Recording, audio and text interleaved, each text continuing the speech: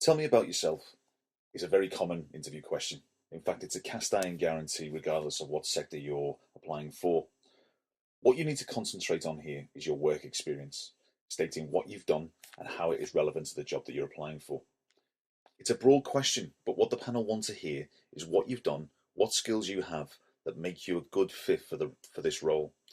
It's not about how many cats and dogs you have, or how often you go windsurfing, or how you like football.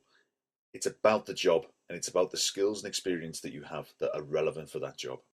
When answering this question, use the following acronym EES, and that stands for Education, Employment, and Skills. Now, the reason we're using an acronym and the reason we're using kind of a structured approach in this is just to manage your thought process. When you go into the interview, there are a whole host of things running through your mind. You can be very nervous, you can lose track of thought. But as I say, tell me about yourself is usually the first question you'll be asked. And it's always good and it's good for your confidence if you can convey and get the message across first up. So, EES, Education, Employment and Skills. To start off with, I'm going to give you a poor answer to the question, tell me about yourself. This is something I've heard quite recently at interview. I live at home with my girlfriend. I've just finished university. I did really well and now I'm looking for a job. Previously, I'd done work experience in a museum for a year, helping out with some admin.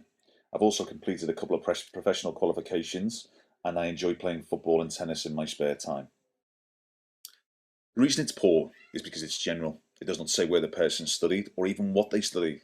It does not state how the work experience gained in the museum could be related to the skills needed to be a particular role, for example, a salesperson or a retail. And that's really important, is how are your skills relevant to that particular job description and person specification. But all in all, it's a very general and it's a common answer that we hear at all levels, whether it be junior or senior.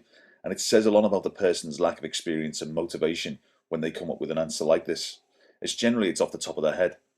If you don't know much about you or you haven't done much, how is the interviewer supposed to know about you and your achievements and what you can do for them? It's very, very difficult. So the key thing here is relevance. Remember, relevance is key. Read the job description, read the person's specification, find out what that employer wants.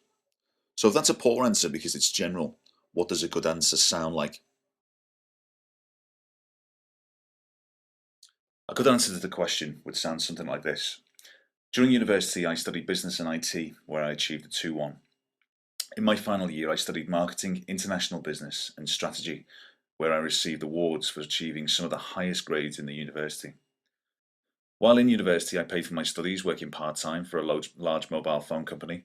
There I developed important skills such as working with customers in a fast-paced environment. My biggest strength is the ability to communicate. By this I mean listening effectively to the needs of customers to ensure they have the right product that will solve their problems. My second strength is my ability to sell and hit targets. I enjoy working under pressure and learning about new products and working towards measurable goals. During this experience, I have always achieved my targets and never lost a customer during the 3 years I worked there. This is something I am very proud of, which demonstrates my commitment to service, and this is why I feel with this experience, combined with my educational achievements, make me a very good fit for the position, and I'd be really excited to be a member of your team.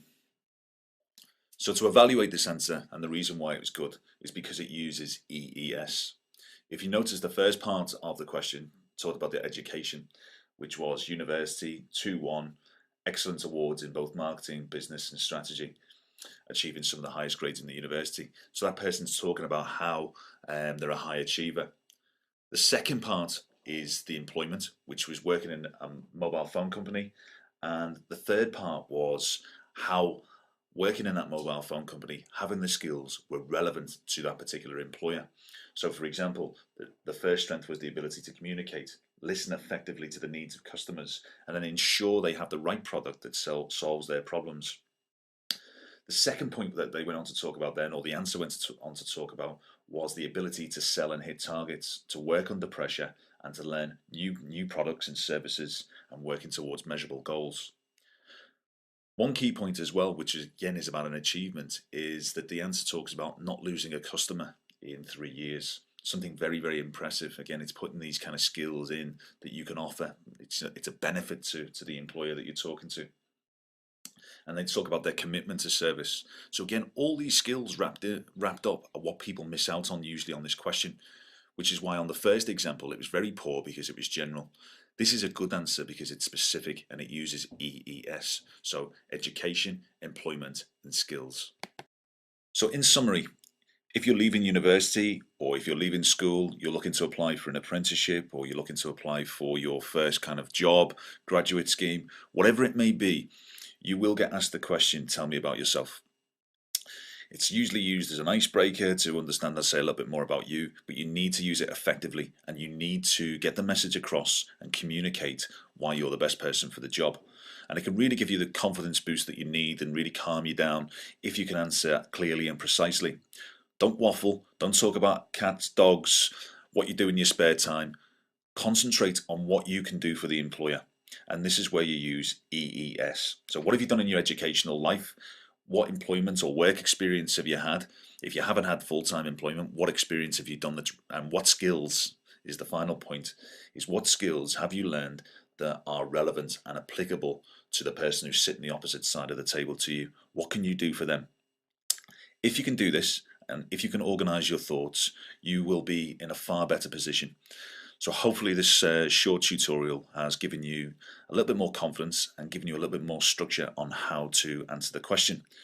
All the very best in your future career, and please leave some feedback and let's see how you've done it in your interviews. And as I say, hopefully you'll get that job that you want.